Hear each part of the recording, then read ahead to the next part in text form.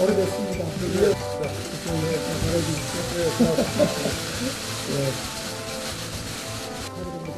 축하는 이게 축하받을 자리가 아니에요. 그러니까 큰 일이 나타났습니다. 그래서 1차, 2차 추경이 집행률이 거의 뭐 완료됐기 때문에 3차 추경을 6월에 꼭 좀 대통령이 해주십시오. 예결위가 구성돼야 되는데 펴놨습니다. 아니 그러니까 국회를 빨리 개원할 수 있도록 좀 해주셔야죠.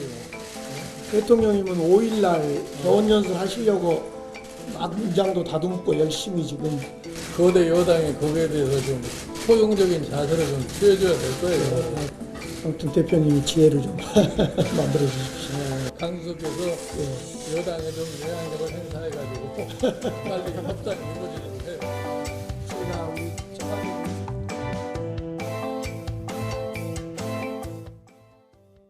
예, 분위기는 굉장히 화기애애했는데요. 네. 좀 뼈 있는 말들이 오고 간 것 네네. 같습니다. 좀 어떤 부분 주목해서 보셨습니까? 지금 아까 처음에 이야기한 개원은 언제 되는가, 예. 법정 시한을 지킬 수 있을 것인가. 지금 청와대 요구는 이제 6월 5일 개원하게 해달라. 이 대통령은 지금 개원 연설 준비하고 있다.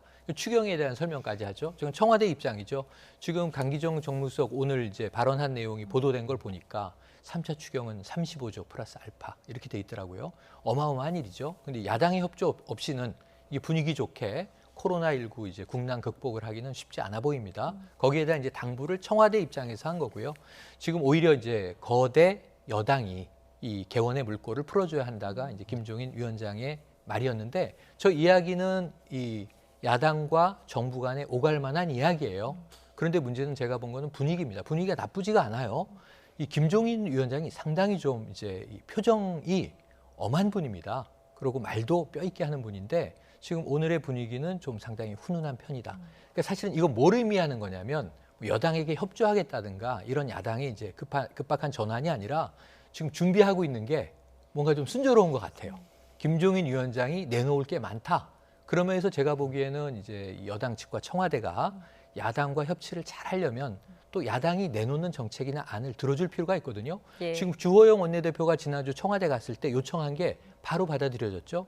그게 앞으로 이제 강기정 정무수석 못 볼 수도 있습니다. 정무장관을 받았잖아요.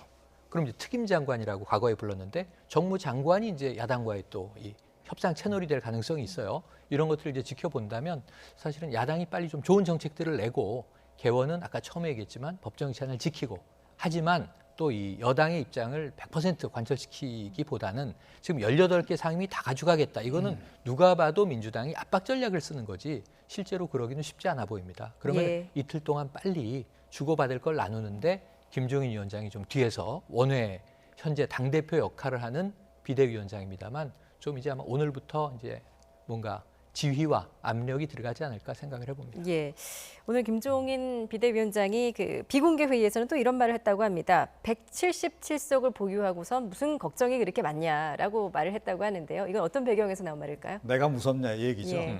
예, 그러니까 이제 뭐 사실은 의석수로 보면 뭐 일방통행적으로 좀 할 수가 있는데, 근데 현실은 그렇지 않은 거죠. 지금 이제 그런 상황을 김종인 위원장도 잘 압니다. 그렇기 때문에 이제 우리가 작다 그래서 무시하지 말라. 이제 그 얘기를 저는 한 거나 다름이 없다라고 저는 생각이 들고, 그러니까 상당한 좀 기싸움 같은 게 좀 느껴지지 않습니까? 조금 전에 이제 웃음 속의 대화 속에서도 이제 그런 게 느껴지는데, 제가 보기에는 이번 원구성 협상은 결론은 이미 다 나와 있다라고 저는 봐요.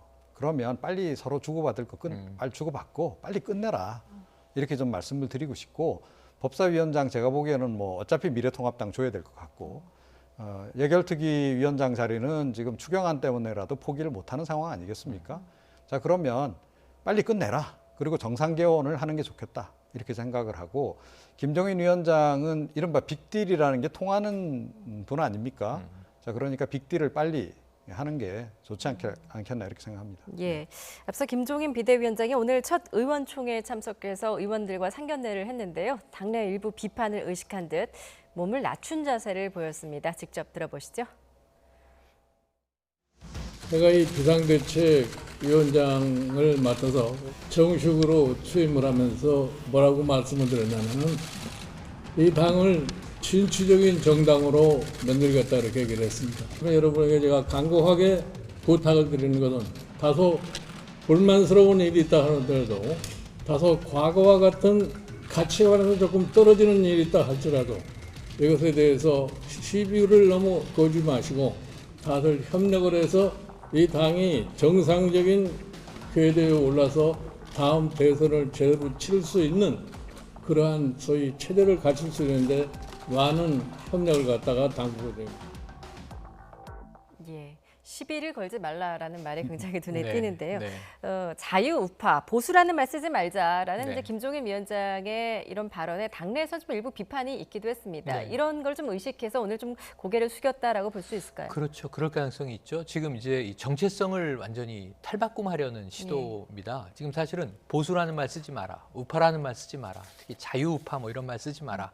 그동안 사실은 이 중추적인 우리가 뭐 집토끼라는 표현, 이거 저는 옳지 않다고 봅니다만 전통적 지지층들이 선호해온 정체성을 다 이제 빼버리려고 하는 거죠. 그러면서 등장한 키워드 두 개는 하나는 진취예요. 이 진취는 조금 진보와 진취는 뭐가 다르지? 어쩌면 이 진보 상대적인 진보, 지금 이제 기존의 미래통합당에 비해서는 그쪽보다 더 빨리 앞으로 가겠다. 그래서 미래 세대를 위한 또 이제 젊은 청년들을 위한 청년이 주도하는 정당 이런 걸 강조하고 있단 말이에요. 그러면은 진취라는 말이나 좀 낯설 수 있는데 진보하고 비교를 해본다면 민주당보다 더 진보적으로 나가겠다는 건가 하는 해석도 하나 들고요. 예. 지금 뒤에 벽에 보면은 변화, 그 이상의 변화. 그럼 아주 강력한 변화를 하겠다는 얘기잖아요. 이게 오바마 대통령의 이 대선 슬로건이 체인지였습니다. 체인지. 그러니까 어찌 보면은 상당히 민주당의 미국의 민주당 분위기를 사용하는 분위기도 있어요. 예. 그렇다면 이것을 이제 하나하나 정책적으로 실천해 나가면 국민들의 입장에서 깜짝 놀라줘야죠. 이거 민주당보다도 더 진보적인데 어찌 보면 더 국민 공감을 앞세우는데 더 민생 정당으로 가려고 노력하는데 그럼 여기서 이제 박수가 나오기 시작하면 저는 이제 이 당내에 어찌 보면 이제 수구적인 입장을 취했던 인사들이나 지지자들도 김종인 비대위원장의 효과, 우리가 매직이라고 과거에 부르지 않았습니까? 예. 이 맛을 좀 보게 되지 않을까. 근데 이제 문제는 거기까지 가겠는가 하는 게 관건이에요. 처음에 탄력이나 가속도가 붙으면 관성이 생기는데 거기까지 못 가고 좌초한 게 지금까지의 비대위원장 체제였거든요. 그래서 김종인 위원장은 지금 반반에 도전을 하고 있는데 한번 저희가 앞으로 한두 달 지켜봐야 되지 않을까 싶습니다. 예, 뭐 일각에서는 지금 진보 진영의 그 의제죠. 기본소득 같은 네. 정책이 등장할 것이다라는 분석이 나오고 있는데 어떻게 전망하십니까? 예, 기본소득은 뭐 사실은 사회주의자들만 주장한 건 아니고 그러니까 자유주의자들도 주장을 했단 말입니다. 그러니까 뭐 복지 이 제도가 굉장히 많이 생겼는데 오히려 복지 전달 체계 과정에서 더 비용이 많이 발생하니까 그럴 바엔 차라리 직접 돈을 지급하는 게 훨씬 더 그러니까 이 비용도 적게 들고 효과도 높일 수 있는 방안이다. 그래서 지금 자유주의자들 지금 유럽 쪽에서 자유주의 정당들도 이 주장을 하고 있는 의제이기 때문에 굳이 뭐 피할 이유는 없다라고 생각합니다. 그래서 당연히 이제 그 얘기는 할 것이고요. 그러니까 저는 진취라는 표현이 진보를 조금 듣기 좋게 포장을 한 거다라고 저는 생각을 해요. 당내에서 저항도 좀 있을 수 있고 하기 때문에 이제 포장을 좀 한 거다라고 저는 생각을 하고요. 그럼에도 불구하고 확실히 기존보다는 이제 좌클릭을 할 것은 분명해 보이는 거고, 이제 그런 지점과 관련해서 이제 당내에서 당연히 이제 뭐 반대 의견이 있겠죠. 그런데 그걸 사실 또 극복을 하지 못하면 더 이상 앞으로 못 나가는 것도 현실입니다. 그래서 저는 뭐 김종인 위원장이 그걸 뭐 일단은 그 일에 좀 열중을 할 것 같은데 당내 반발을 어느 정도 완화를 시키면서 갈 수 있을지 또는 제압을 시키면서 갈 수 있을지 그게 관건이 아닐까 이렇게 생각을 합니다. 당내 반발을 잠재우는 일이 관건이다라고 말씀해 주셨습니다. 저희가 시간 관계상 좀 짧게 네. 내일 그 김종인 위원장이 이제 이해찬 더불어민주당 대표를 예방할 예정이라고 합니다. 이 두 명의 또 그 악연이 있잖아요. 과연 내일 어떤 자리가 될지 이게 정말 좀 전망을 짧게 해주신다면. 88년부터 악연이 있습니다. 지난번에 민주당의 이 비대위 대표를 맡았을 때는 이해찬 의원을 그냥 총선에 못 나가게 했었죠. 지난 총선 때 무소속으로 돌아와서 다시 당권을 잡았고 오히려 이제 비례대표로 들어갔던 김종인 위원장은 1년 만에 이제 배치 떼고 지금 현재는 상대당에 가서 똑같이 당대표 권한대행이니까 당대표예요. 당대표가 만나는 건데 그럼에도 불구하고 이제는 악연을 한번 끊을 때가 되지 않았나. 이해찬 대표 8월에 이제 당대표 그만두고 후임자에게 물려주면 앞으로 정치를 더 할 수 있을까 싶어요. 뭐 어드바이저, 고문, 자문의 역할은 할 수 있겠지만 그렇다면 오히려 이 연배로는 선배인 이 김종인 위원장에게 자, 좀 이제 노후의 정치인으로 어떻게 좀 이제 살아야 하는지 덕담도 듣고 조금은 한번 악연을 푸는 시점이 되면 두 사람의 감정에 좀 이제 어떤 화합이 당대당 조직 간의 화합으로도 연결될 수 있지 않겠는가. 근데 우리가 계속 이야기해온 악연을 내일 또 이어가면요. 결국은 양당 간의 평행선은 좁혀지지 않을 것이다. 안타까운 생각도 듭니다. 예, 이제는 악연을 끊을 때도 됐다라는 분석까지 네. 좀 들어봤습니다. 오늘 두 분 말씀은 여기까지 듣도록 하겠습니다. 예, 최영일 시사평론가, 이종훈 정치평론가였습니다. 잘 들었습니다.